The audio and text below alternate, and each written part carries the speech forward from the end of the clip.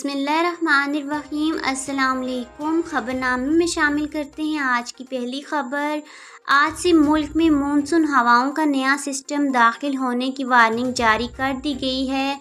موسم کا احوال بتانے والوں نے پنجاب کے مختلف علاقوں اسلام آباد، راولپنڈی، گوجرانوالہ ڈویژن اور کراچی سمیت سندھ کے ساحلی علاقوں اور بلوچستان میں عید کے تینوں دن بارشوں کا خدشہ ظاہر کر دیا۔